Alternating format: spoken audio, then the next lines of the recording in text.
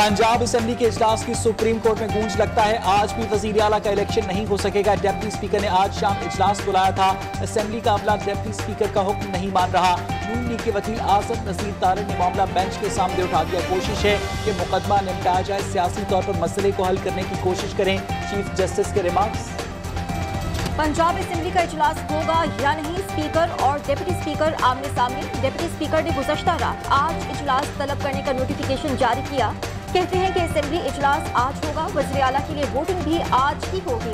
तर्जुमान Punjab assembly ने कहा कि इजलास 16 अप्रैल को ही होगा।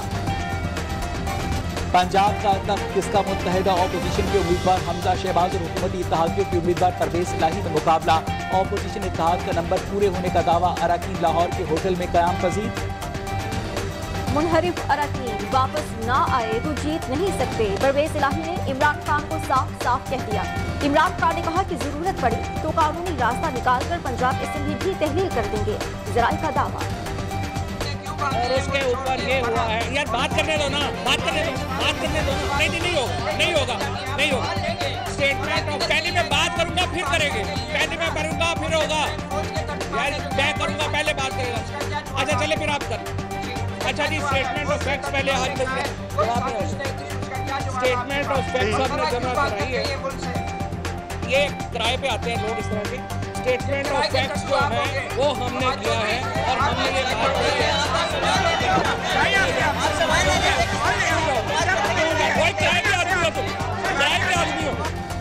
फवाद चौधरी और सहाफियों ने सुप्रीम कोर्ट के बाहर कल कलामी परा गुजर। कहा गई सहाफी का असद उमर से सवाल, पहले मेरे सवाल का जवाब दें।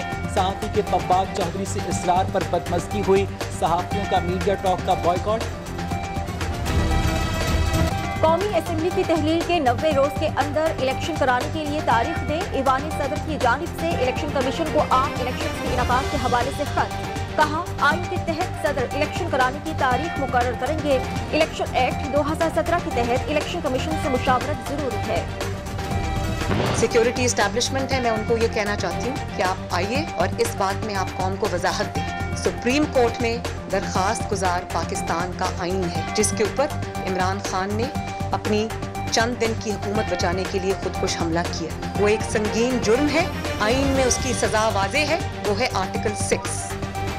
खाली कागज का टुकड़ा दिखाकर आइन पर खुदकुश हमला किया गया। सिक्योरिटी इदारों को वजाहत दे। मरियम नवाज का मुतालबा। नून की नायब सदर ने दावा किया। वजारत खारजा में बैठकर खत का ड्राफ्ट तैयार किया गया। आज सियासी जमातें नहीं बल्कि आईन पाकिस्तान सुप्रीम कोर्ट में दरखास्त गुजार है। कौमी सलामती कमेटी कोई इमरान बचाओ कमेटी नहीं। कल मरियम नवाज ने प्रेस कॉन्फ्रेंस में मुरासला जाली करार दिया। कहा कि सफीर का तबादला रातों रात कर दिया गया। असद उमर ने कहा गूगल कर लेते तो पता चलता कि सफीर का तबादला 4 माह पहले कर दिया गया था। सवाल के जवाब पर कहा अपोजिशन इंतखाबी मैदान में आए। इमरान हुकूमत गिराने की अमरीकी साजिश के हवाले से इल्जाम के कोई काबिल एतमाद शवाहिद नहीं मिले। सिक्योरिटी एजेंसियों ने इमरान खान को अपना नुक्ता नजर बता दिया था। पाकिस्तानी ऑफिशियल का नाम न जाहिर करने की शर्त पर गैर मुल्की खबर रसा इदारे को बयान। कहा इमरान खान सिक्योरिटी एजेंसियों को इन इल्जामात पर मुतमईन नहीं कर सके। फरहान नियाज़ी ने अमरीका के कानून के तहत मुमकिना अपने खिलाफ कार्रवाई की पेशबंदी के लिए अमरीकी साजिश की थ्योरी को घड़ा और अपनी जान बचाने के लिए, अपनी स्किन सेव करने के लिए उसने पूरे पाकिस्तान की खारजा पॉलिसी को दांव पे लगा दिया। इमरान खान ने इंतसाब से बचने के लिए पाक अमरीका ताल्लुकात को दांव पर लगा दिया। कुर्सी और सियासत बचाने के लिए आइन को ज़िबाह किया। एहसन इकबाल की तनकीद मुल्क को आइनी बहरान में धकेल दिया। फॉरेन फंडिंग केस में इमरान खान की चोरी पकड़ी गई। तमाम इदारों ने कह दिया खत छूट पर मबनी है। मुस्लिम लीग नून के रहनुमा दानियाल अजीज का कहना है कि हम इलेक्शन से भाग नहीं रहे। मिनिस्टर्स कॉलोनी से वज़रा अपना महंगा सामान निकाल रहे हैं। मोहम्मद जुबैर ने कहा कि इमरान खान ने 22,000 अरब रुपए का कर्ज दिया, 2 करोड़ लोगों को गुर्बत की लकीर के नीचे धकेल दिया। निगरान वज़ीर आज़म का तकर्रुर और दीगर सियासी उमूर। मुत्तहिदा अपोजिशन का हंगामी इजलास आज तलब। MQM, जमहूरी वतन पार्टी और BAP शिरकत करेंगे। मौलाना फजलुर रहमान की ज़ेर सदारत इजलास में अहम उमूर पर गौर किया जाएगा। वज़ीर आज़म के प्रिंसिपल सेक्रेटरी ने तिब्बी वजूहात पर छुट्टी की दरखास्त दी थी। आज़म खान 2018 से इमरान खान के प्रिंसिपल सेक्रेटरी हैं। आज़म खान न सिर्फ विफाक बल्कि पंजाब और खैबर पख्तूनख्वा में भी एडमिनिस्ट्रेशन और ट्रांसफर पोस्टिंग के मामलों पर असरअंदाज होते थे। सियासी अदम इस्तेहकाम, रुपए पर असरअंदाज। इंटरबैंक में डॉलर के कदर में 27 पैसे इजाफा, 185 रुपए 50 पैसे का हो गया। पाकिस्तान स्टॉक एक्सचेंज में कारोबार में मुस्बत रुझान, 100 इंडेक्स में 100 से ज्यादा पॉइंट्स का इजाफा। बुनियादी जरूरत की अशिया के स्टॉल्स पर शहरियों का रश। रमजान बाजारों में शहरियों का सब्सिडी वाली कई अशिया दस्तयाब न होने का शिकवा। फलों के स्टॉल पर खरीदार न होने के बराबर पैसा ही नहीं तो खरीदें क्या, शहरियों का मौक़िफ़। इंतजामिया ने स्टॉल्स भी कम कर दिए। बिजली की लोड शेडिंग ने शहरियों को बेहाल कर दिया। पेशावर, फैसलाबाद और दीगर शहरों में लोड शेडिंग से लोग परेशान।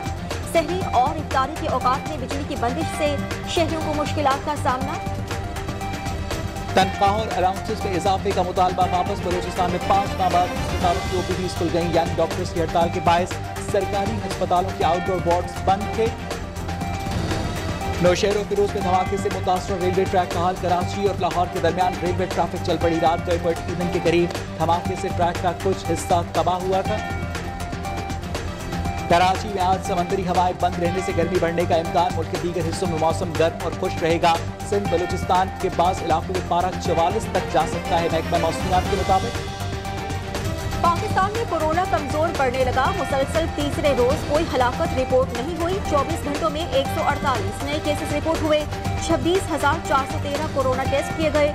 मुस्बत केसेस की शरह 0.56% रही।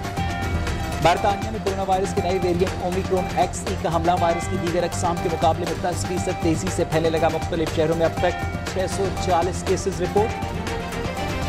कुवैत हुकूमत अदम एतमाद की करारदाद पर वोटिंग से पहले ही मुस्तफ़ी हो गई। पार्लिमानी रायशुमारी से 24 घंटे पहले हुकूमती अरकान ने पार्लियामेंट में अपने इस्तीफे जमा करा दिए। अक़वाम मुत्तहिदा के निज़ाम में इस्लाहात जरूरी है। इस्लाहात के बगैर बैनुल-अक़वामी कानून पर एतमाद मजरूह होगा। यूक्रेन के सदर का सलामती काउंसिल के इजलास से खिताब।